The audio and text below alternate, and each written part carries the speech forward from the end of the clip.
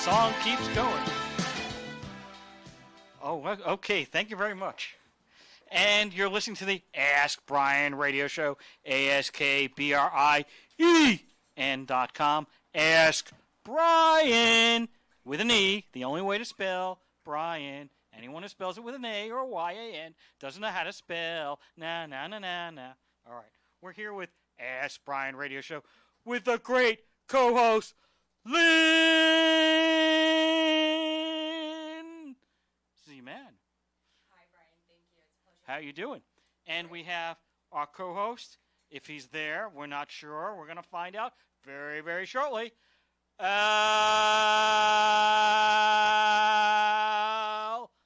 Alex Grossman. Alex, are you there? I guess he's not. Mr. Engineer, what's going on? Can you help us out? I don't know. We're going to find out very shortly how good an engineer Mr. Andrew is. We have got technical difficulties. Technical difficulties we are experiencing. Anyway, hopefully the engineer can figure it out. Let me know when you have Alex online. Okay, here we are at the Ask Brien radio show. For those of you who don't know about Ask Brien, AskBrien on 1220 AM and 98.1 FM, you're listening to KHTS radio. And we have Ask Brien. Ask Brien is basically a business education website. Basically, it allows people to solve business problems in a variety of methods. You can ask and answer a question to the business community. If you don't want the business community to answer it, we have experts.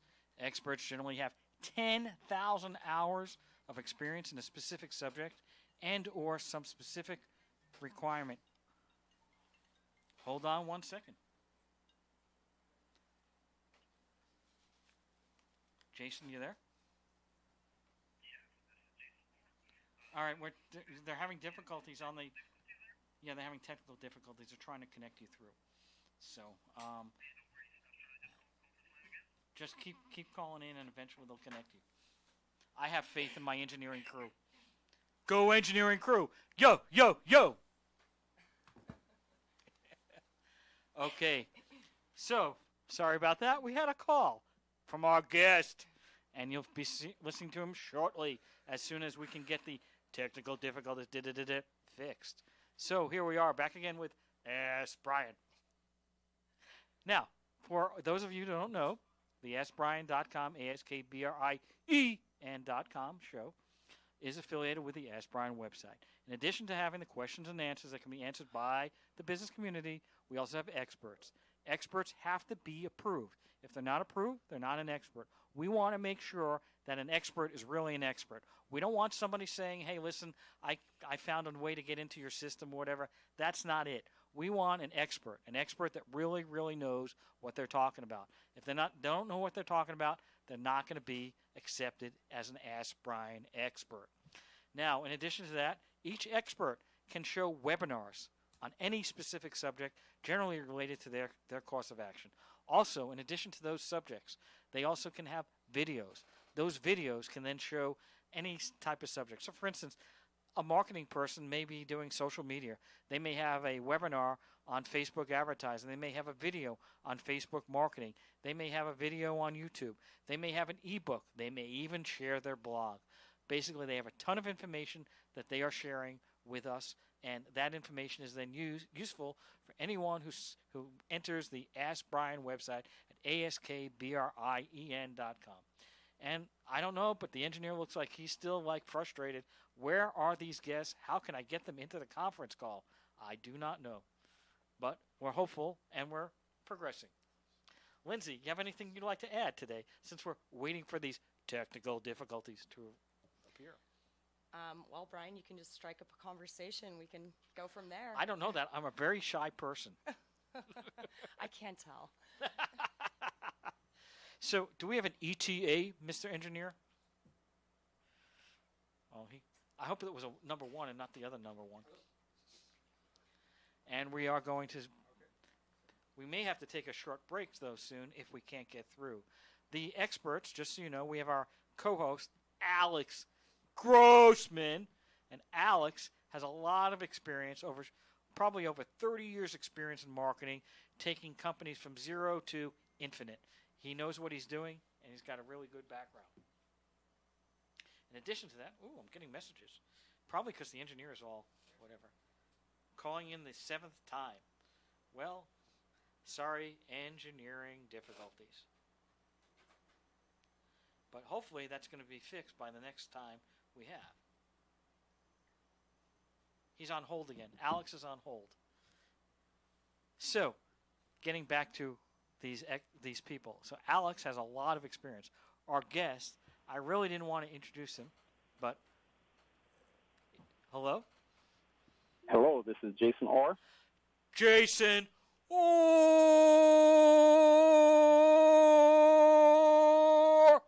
Did I say that right? Okay. Yes. I have a very, very. I wanted to be, when I was a kid, I wanted to be a boxer. Then couldn't box. So I said I'll be a boxing announcer. So I got a combination of Rocky, and my and my background. But here we are. So Mr. Jason Orr, almost sounds like Jason Bourne from the Thriller series. Anyway, we're back. I wanted to go over a little bit about your background. You have a great, great company that you're working with and a great, great product. We're going to get into that in a bit, but for those of you who do not know who you are you, Mr. Jason Orr? What is your background? Oh, sounds awesome. So I'm a Brazilian citizen, so if anyone hears an accent there, that's the Latin flair. I sit in Canada. I'm a finance professional. I've been doing business development, corporate development, and M&A and capital raising in the tech, biotech, and general healthcare world, as well as energy for the last 15 years or so. So that's a summary of who I am professionally. Now, so I know what the term M&A is, mergers and acquisitions, but a lot of our listeners, they may not have that same background because I happen to be a lawyer and I have to deal with M&A all the time. And it almost sounds like M&M or, some other things that I do not want to say because I probably get thrown off the air what M&A could be. But anyway, so mergers and acquisitions. So what do? You look around and find companies that are undervalued and then see whether or not you can make a deal with two companies that are maybe either underperforming or one has a synergistic concept. Explain yourself.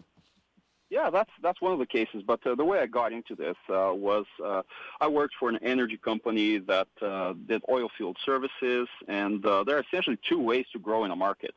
You either grow in sales and build a sales force, open new divisions and all of that, and make investments to get into a new market, or you find a company that's actually doing well in that market and you buy it. And so I did that for a publicly traded company in the Toronto Stock Exchange, essentially finding well-performing companies that were either a great acquisition opportunity or that were undervalued in some way and that we could get a good deal on. So that meant we could potentially get a company for as low as maybe $5 million and as high as $50 to $100 million. And so that's what I did as a buyer of companies. And then eventually I got exposed to the investment banking world and thought it would be a great opportunity to actually represent the other side. Find companies who maybe were looking for an investor or a buyer and help them get bought out. So initially you were working for a publicly traded company. You got that job out of college, or how did that work? So no, I got my MBA at the University of Calgary here in Canada. I focused quite a bit in the energy market and in finance, and through that, I got an international business development job. So what that allowed me to do was essentially look for different countries that this company's product could be sold into and find strategies to introduce these products into those countries.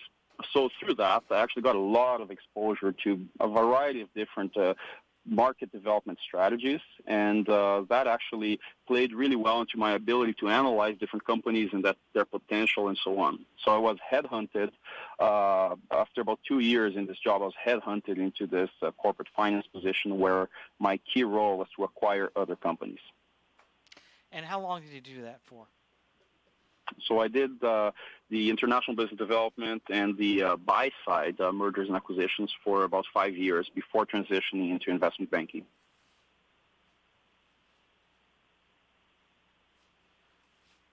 Sorry about that. I was talking to the engineer. Apologize. No worries. Now, so you basically have worked both sides. You worked the buy side and the sell side. Is that correct? I have, yes. And have you, prior to your current job, did you ever work for other than buying and selling of companies? Did you actually ever have a job as, working for a company that was involved in the mergers and acquisitions part of it? Yes. My previous experience, this was super interesting. I did two things that were an incredible setup to my more entrepreneurial career. So one of them was I got into a not-for-profit environmental consulting group that was essentially 5 people sitting in a room and figuring out how to help home builders save energy. And we noticed that this was a very rich market, and so the summary of it all is I helped triple the company size, quadruple revenue, increase prices, offer other services, and so on. It was a fantastic experience. So we were a not-for-profit company, but we adopted a for-profit model that actually allowed us to grow a lot quicker. So that was one experience. The other experience, you will laugh at this.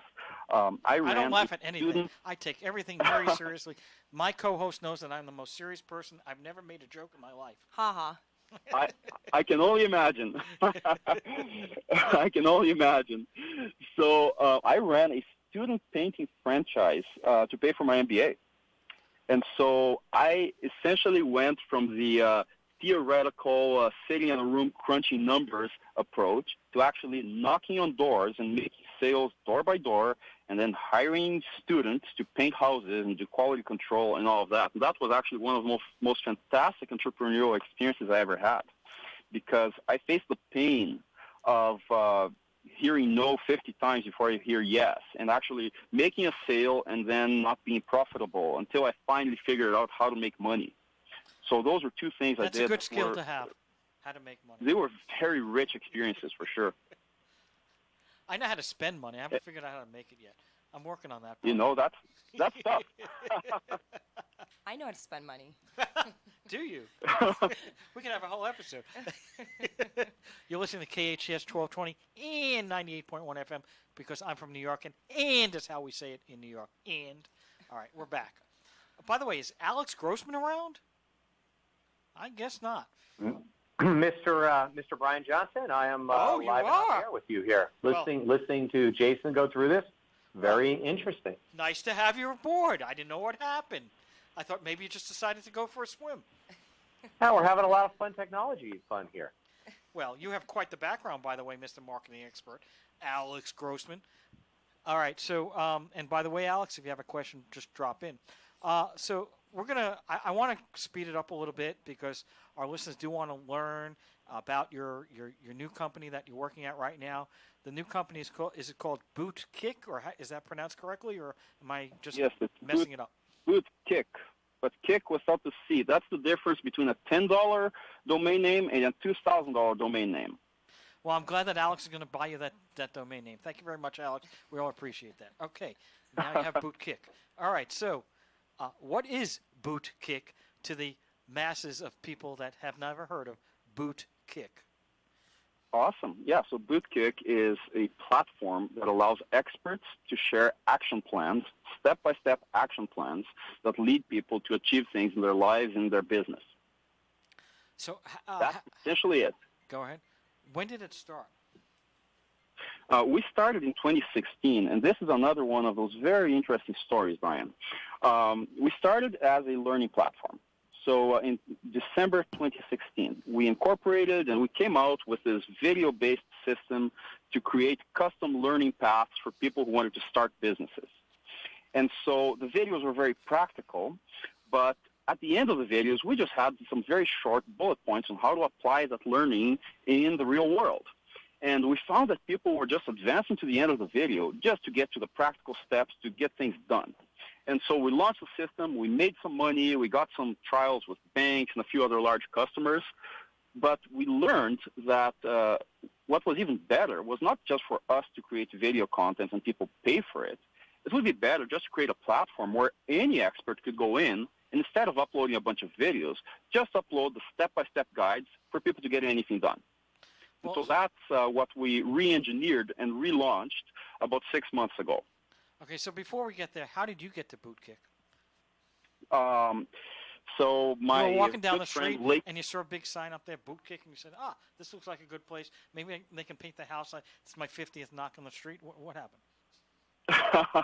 Pretty close, actually. The guy who managed all the franchises in the region that I had held this painting franchise became a very good friend of mine. His name is Leighton Healy. He's a serial entrepreneur, started multiple businesses, and he's one of those guys who really knows how to make money. So he was trying to figure out how to build a system that would make the whole entrepreneurial environment more united and either fail faster or succeed faster, and essentially build economic efficiency into this whole wide entrepreneurial world. So he's the one who started Bootkick with his co-founder called Travis Martin. And they were very successful, but they knew that to grow the company, they needed very good professionals. So they started hunting for some good professionals, and Leighton and I had worked on a few ventures together, and so I was one of the first people he called. He bought me a pancake breakfast at IHOP, and on a napkin pitched me his vision, and I bought it right away. Wow. So it's going to cost me $10. Okay, I get it. I got to go to IHOP. Yes. Got it. That's how I find my CFO. Very interesting point. Exactly. Very good. And what would make you, okay, you were working at the time, you had, I don't know how much successes you had, but you're working at this company, and now all of a sudden some guy says, hey, listen, I got this idea about entrepreneurs, I gave you some pancakes. So what made you to say, you know what, this guy knows what he's talking about, I got to jump on board? So a few things. One, I had seen Leighton succeed in several ventures, and so I knew that his chance of success increased over time as he succeeded time after time and after time. And so Bootkick was one of those big enough ideas for me to imagine that the company could be worth, as it grows, tens of millions or hundreds of millions of dollars. So any small slice of equity in a company like that could be worth a lot a few years down the road. So that was the first thing. The second thing is the company had no money, and so immediately they offered me equity in exchange for my hours of work. And the third, Leighton pitched me a vision in which if we succeeded in making this a large platform, we would need to raise a lot of capital. And so either I could simply service Bootkick as another investment banker, but then I'd be competing with a whole bunch of other investment bankers in the industry, or I could be a team member and just lead that effort from within. So that's what got me in the door. And finally, to be frank, I'm still able to do investment banking projects with my current banking group, Primary Capital, while working at Bootkick, and I just manage my time accordingly. Well, that's very interesting. How many people are at Bootkick right now? We have 11 people. And are they outsourced people, or are they all working for the company, or can't say, or what? Yeah, I can definitely say we have 7 in-house, including 2 software engineers and a product manager who are our technical team. On top of that, we have 4 offshore developers, but we are looking to transition into an in-house engineering team as the company now gains traction. Okay, so we have about a minute left before we're going to take a break. In 1 minute or less, explain to us what Bootkick is currently that you relaunched within the last 6 months. Sure. So we relaunched about 6 months ago and launched the mobile app about 3 months ago. We just published these action plans for people to achieve big milestones. Let's say incorporate a business or find a good lawyer, in case you know any good lawyers, eh? I've heard of one or two. And other things like yeah, me too. And so that's essentially what we do on the public side. And then privately, we help organizations like enterprises and universities and so on manage their internal processes based on these action plans and help them know who is following the action steps that they outline. And so when somebody goes to an action plan, there's a view count. You know how many people have actually viewed the action plan. Do you know how many people have actually completed the action plan? And is there... Absolutely. And we know every step along the way who is doing what. Hello? Yes, I'm here. Oh, okay. Kind of went... Did I just go quiet? No, but it went very dark in here. I don't know if somebody was taking advantage of me or something. Anyway, we're going to be taking a break, in about 30 seconds, sir? So we're going to be taking a break. Now, again, the website is bootkik.com. Is that correct? That's correct. And we're speaking with Jason Orr, what would you consider yourself, CFO? What's your title? I'm the finance guy, whatever title works, CFO or director of finance, or some other way to describe what I do. The man of many hats. If somebody needs money, they call you. Exactly. At the company, not anywhere else. All right, we're going to take a break. We're going to be right back. Little Eye Leaders is the newest preschool in the Santa Clarita Valley. At Little Eye Leaders, our outstanding teachers lead with intellect, perspective, and heart. That means our programs provide a warm, nurturing atmosphere to meet the unique needs of each child. We believe that play is a powerful form of learning for young children. That's why our kids have every opportunity to learn through the magic and excitement of play. Parents, schedule a tour today by calling 303-0400 or online at littleeyeleaders.org. Something big is coming to Castaic. Is it a dinosaur, Bob? No, Blanche. Is it the 2020 Olympics? No. I know. We're finally hosting the World Cup. No, silly. They're building Castaic High. Bob, no way. Go visit CastaicHighProject.com. You'll get all the latest details. What's that web address again, Bob? CastaicHighProject.com. Again? CastaicHighProject.com. Bigger than a dinosaur? That's right. CastaicHighProject.com. Having solar installed probably isn't what you think.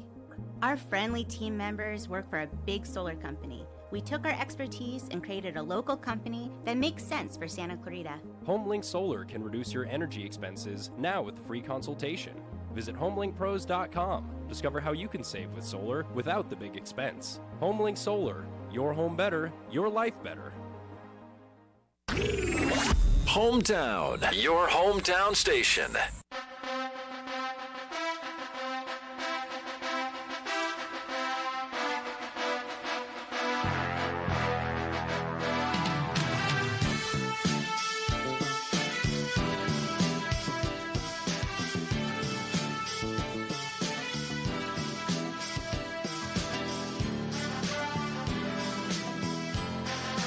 And we are back.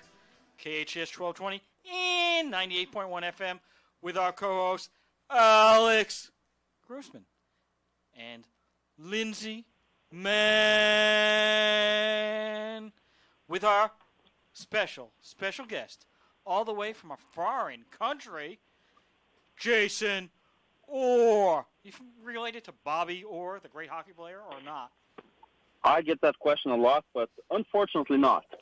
Well, that's right, because you're working.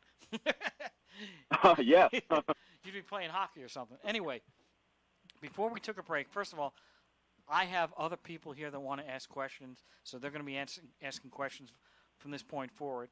However, I want you to explain to people how these action plans and this feed works on your website, so people have an understanding to the best of your ability to explain it, because it is on radio. Sounds great. So right now, we are focused on the business vertical. What on earth does that mean? That means we have content in marketing, in law, in starting a business. We have content in operations management and a whole bunch of different areas of business, including human resources and so on. Anyone can go into our website, register for free, and then look at any public recipe or action plan that is there. And so, for example, I myself have created a few. The one that I like the most is how to manage your emotions on a long sales cycle.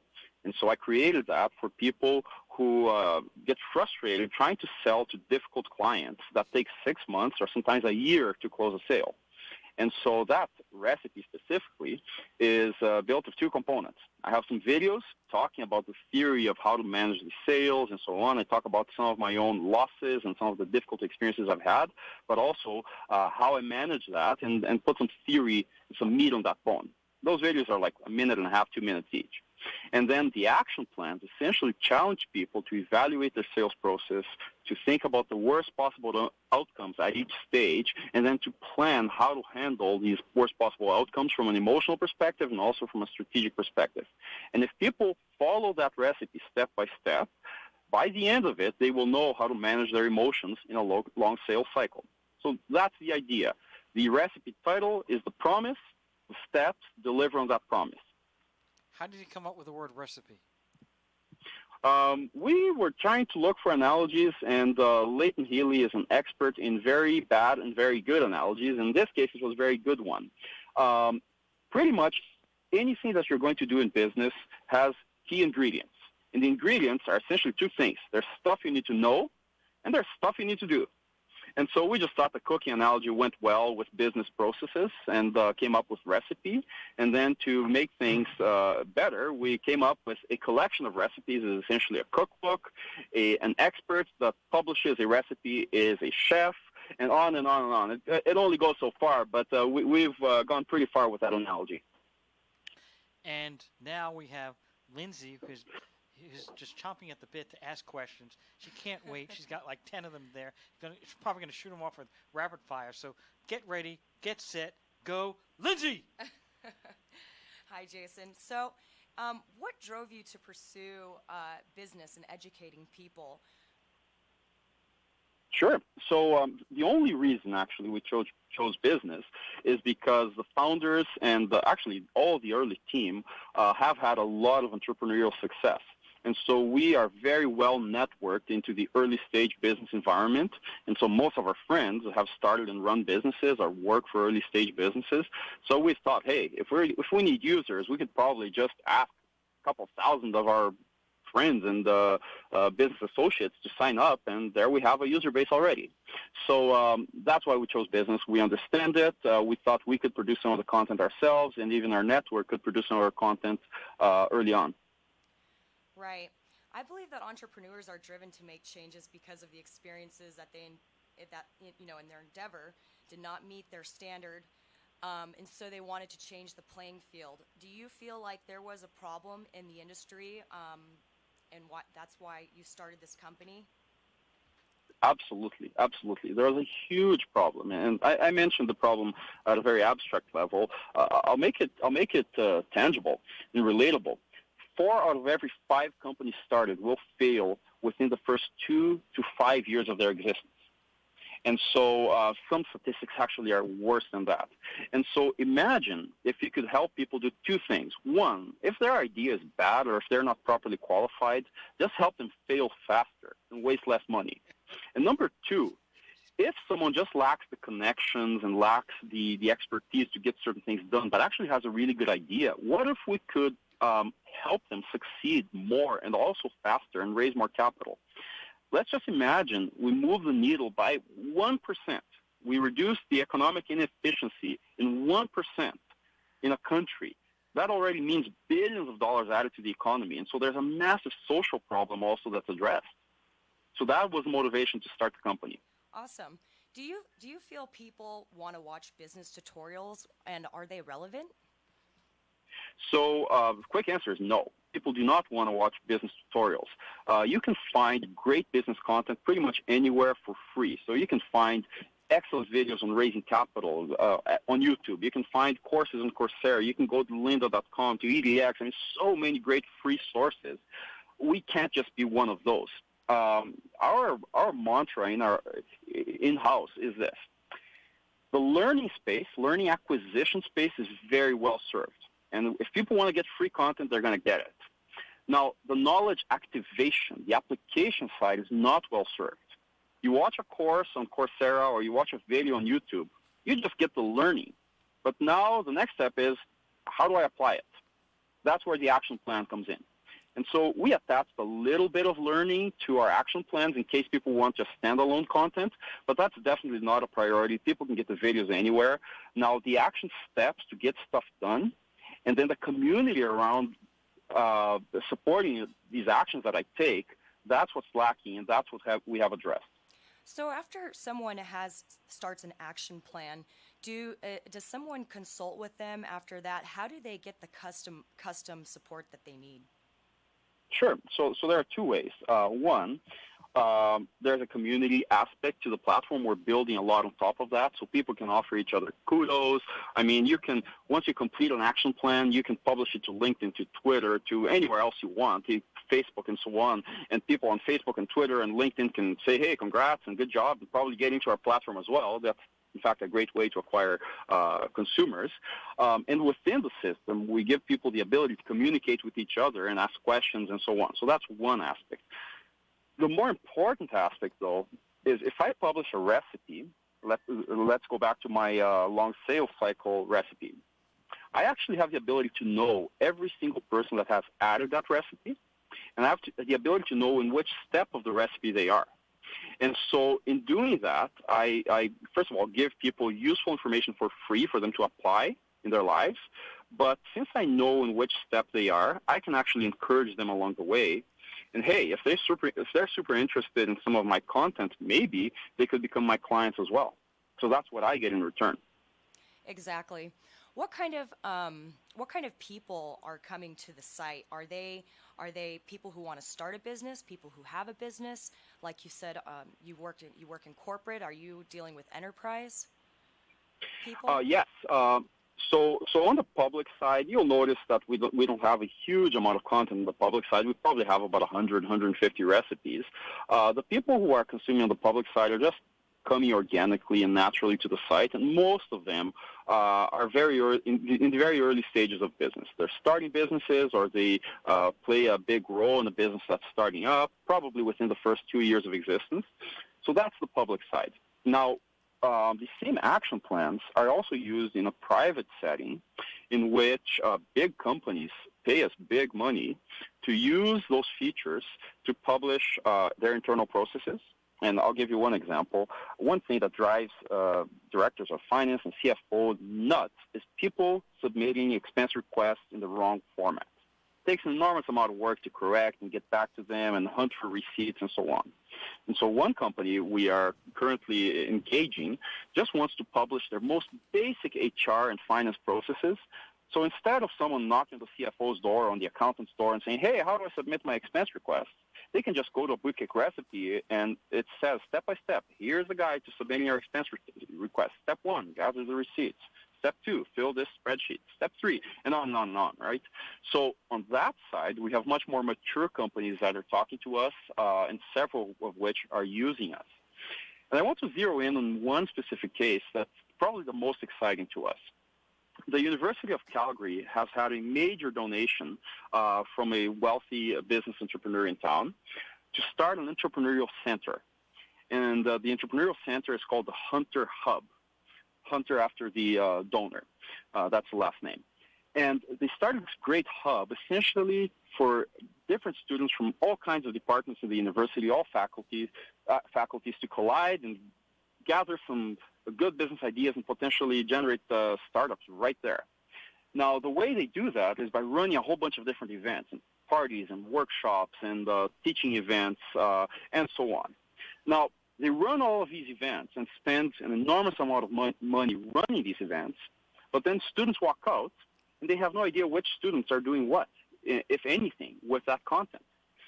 So we've worked with the Hunter Hub at the University of Calgary to incorporate BootKick recipes to every single event they do. And so now the events are even more intentional. Not only do they provide learning and great meetings for the students, they also provide how to apply that learning.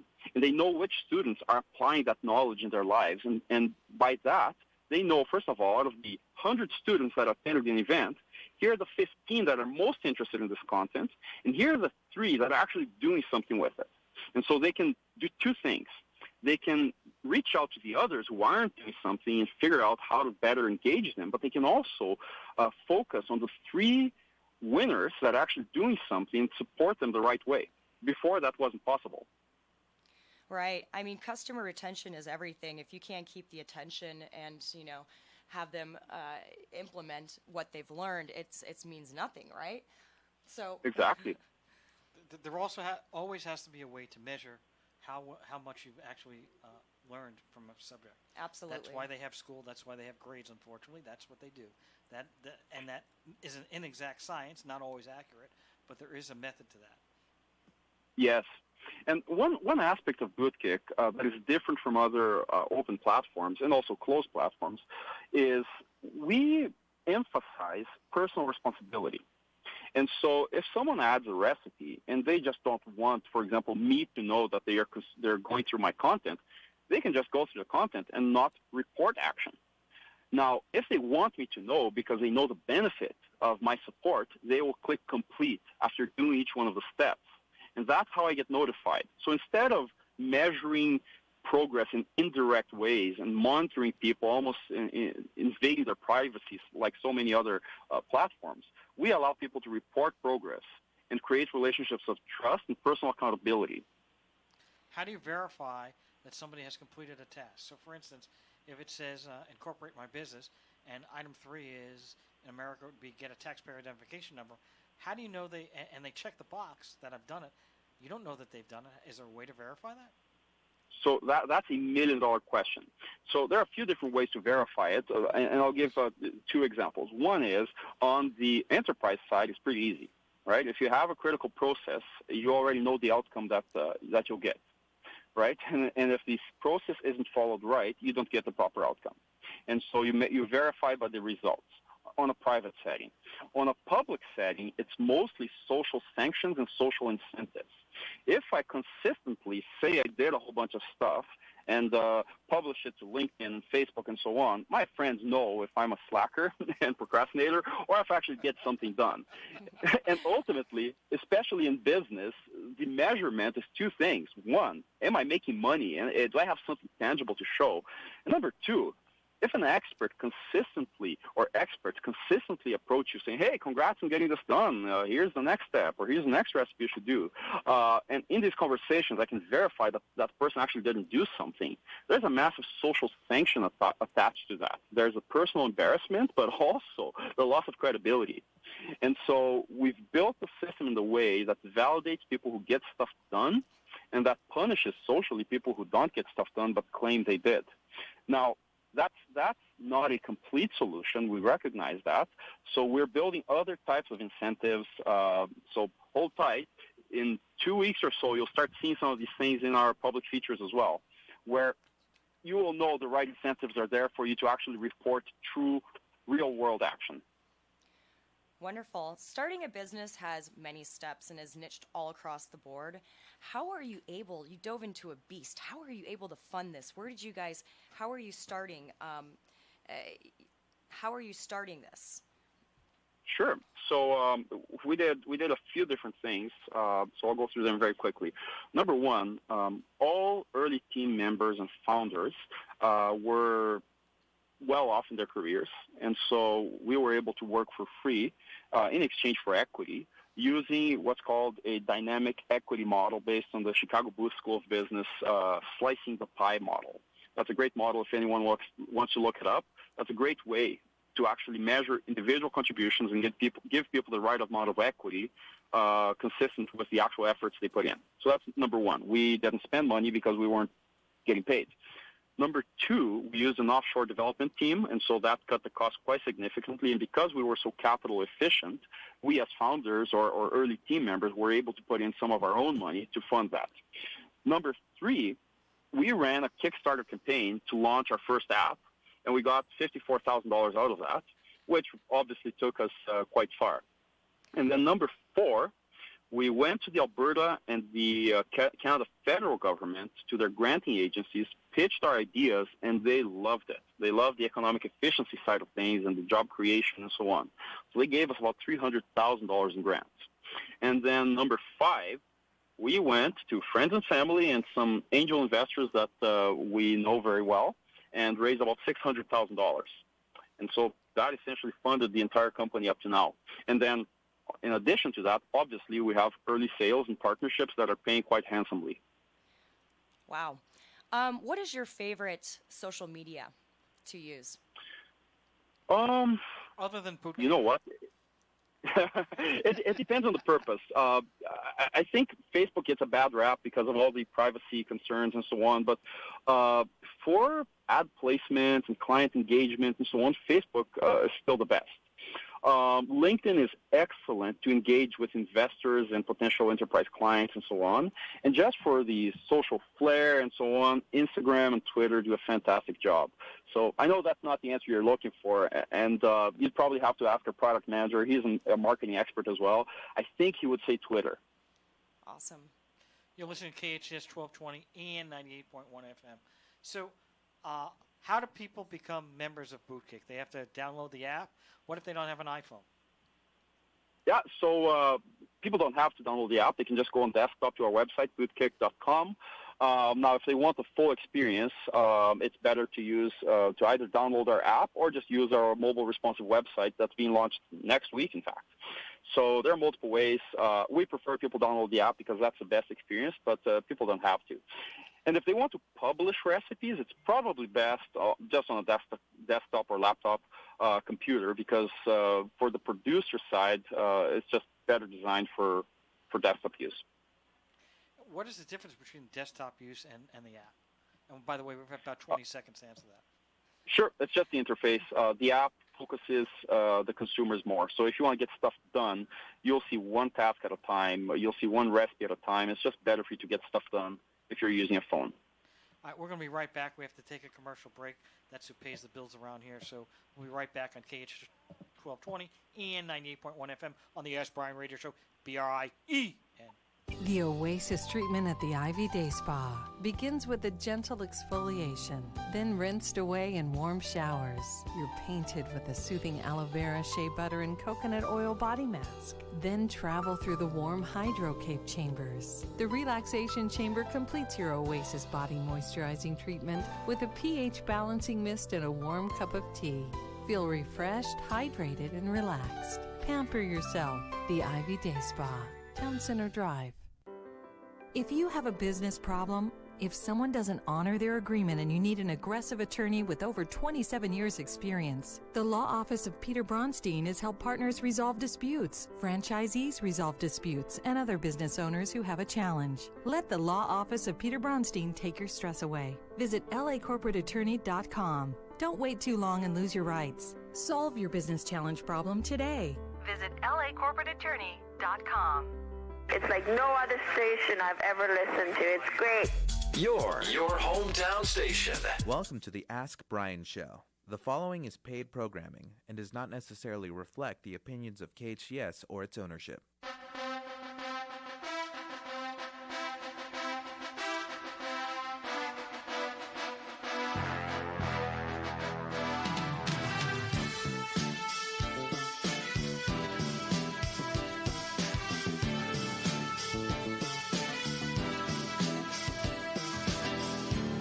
Welcome back. You're listening to Ask Brien, ASKBRIEN radio show. And we have our guest. And since we don't have a lot of time left, is Mr. Jason Orr currently on the air? Absolutely. All right. So, Jason, Alex had one or two questions, and then after that, Lindsay still has chomping at the bit with all these questions she has. But Alex is also a co-host. Alex, you're on. Go. Yeah, thank you there, Brien. Jason, just a few things. Lindsay did a great job covering a lot of those questions that I was going to have, but a few things. I mean, being a serial entrepreneur myself, I definitely get where you're coming from and where your people are, and we did a lot of talk about how you structured the company, but going back to Bootkick a little bit more, what's really interesting to me is I love your idea of recipes and how you get it out there, and it's not just a video, and I think this is something that a lot of us find, right? We've come to what I call business ADD. You got a problem, you're an entrepreneur, you know your product, but you really don't know your business. You don't know all the points of the business. So you run into a problem, and the first thing you do is you call someone you know and you ask them, and they give you a little partial answer because they're an entrepreneur and they're busy. Or you do what you said, you go up to YouTube and you watch a video, and there's nothing around the video, right? It's that one point of where you get. But the recipe concept takes you through this, from what I've seen and spent some time on the site, takes you through this series of steps. And I think that's really important for people to understand. But my question is really, you talked a little bit about the entrepreneurs that you see, but you have to attract them over your site, and then you have to take the feedback on the public side. So what are you seeing right now? What's the mix of types of people who are coming to the site and using the application? I realize it's not been launched for a long time, but what are you seeing out there? You know what? I earlier said there's $1 million question. You just hit on the $10 million question. Okay. So we're growing. Yeah, we are. So in social media and in platforms in general, there's a difference between a high-intent user and a low-intent user. So on the public side, people who just organically come into our website and look for a recipe and so on, most of those will just click through the content and so on and may or may not actually get something done. Those are called low-intent users, just like the person who gets into Twitter and just scrolls and scrolls and scrolls through their feed without actually tweeting or replying to anyone or retweeting or anything else. That's a low-intent user. The real valuable user is the high-intent one, the user who comes in with the intention to actually get something done. Now, those are the ones that are actually worth something to us. So most of our users early on, probably 1,500 of the first users, were just low-intent users, people who were poking around. We figured out a way to bring in high-intent users, and that's through what's called educational marketing. That essentially is companies and business service providers that use workshops or speaking engagements to provide value to potential clients and then potentially onboard potential clients based on the learning that they offered. So if I'm an accountant and I run a workshop on how to get prepared for tax season, and I have 10 people present, I don't know who's actually going to do anything with my content. Now, if I give them a recipe, and then 2 out of those 10 people actually add the recipe and start working through it, I know those are the people who actually need help preparing for tax season, and those are the people I need to follow up with. And so by using workshops and service providers that, by the way, pay quite a bit of money to be on Bootkick, and quite a bit, meaning anywhere from $200 a month to, on the low end, maybe $29 a month, and in some cases up to $500 a month, depending on how much service they want. These people pay us to generate content, publish content in our system in private or in public, and they push this content to people who have a high intention of getting something done. So the mix of people we're getting now through these high-intent engagements are actually people who are running businesses, who are growing fast, and who want to get stuff done. So that's the profile of people we're getting, mostly small business. Wow. So you see this as a little bit of an accelerator as well. So for an entrepreneur that might have a business that's already moving along, but they can't get it to the next step, rather than hiring a quote-unquote business coach to take them to that next step, they're actually looking at something like Bootkick to, kickstart them into the next thing they need to do without them having to actually learn it over time or from business. They get a kickstart on this. Is that the way you're seeing this growth really happening? That's one of the ways. The other way is people still need help and still need personal connections. So by looking through content, if it's bad quality content, I know the expert probably is not the right person for me to contact if I need help. But if it's really good content, not only can I get some stuff done and get some progress, I can also contact that expert knowing that that's probably a good person to help me in my business. So yes, you've hit the nail on the head. Well, that's really you hit the great. nail on the head, but it's not a $20 million question. I'm looking for the $1 billion question. That's the next one to ask, and that was the next one I was going to ask you. So, you're looking at this business and helping entrepreneurs in this. Let's talk a little bit more about the private side, because you have the public side, but the private side's growing bigger. So, does the private side get fed from the public side, where someone is on the public side, they see this and they go, I really need to bring this into my company? How are you growing that private side of the business? So let's just take a step back quickly. If you think about anything that can be translated into a step-by-step action plan, Bootkick is potentially a good solution. So if you think about fitness, for example, a fitness routine is a step-by-step action plan. You need to do X exercise, and here's the image or the video on how to do it. And you need to do 10 reps, and then you need to do this, and then you need to stretch, and so on, right? So potentially there could be a fitness application. And so, yes, if someone goes into the public side and sees a step-by-step guide on how to raise capital, and they see that, hey, I'm a fitness coach, maybe I could use this to see which clients of mine are actually getting stuff done and push fitness routines to them, then we can start a private engagement with a fitness coach. And that's just one example. In fact, we are talking to a few fitness coaches who are looking to use our system. But then on the more business-oriented side, it's the same thing. People see the public side, we demonstrate to them what it can do, and then they just bring it into their own companies on their paid subscription to get other things done in-house. Oh, that's very interesting. All Very right, interesting. unfortunately, you got to wrap it up. Oh, I had one more question. Go quick. You got 30 seconds to answer. Go. Okay, so how do you determine? What have been your biggest challenges so far in the business? You got 20 seconds. Oh, there have been lots. So one of them is funding. Now that we have a functional system, it takes a lot of money to do business development and marketing. So we are looking for $1 to $2 million in capital right now to really get depth in the market. That's probably the biggest challenge. The second one is the low intent versus Well, we high got to intent wrap user. it up, We but find we're going to have that recipe on our site on KHTS 1220. And as far as recipes go, I want to get the cookbook. KHTS 1220 and 98.1 FM. That's Brien Radio. Over and out.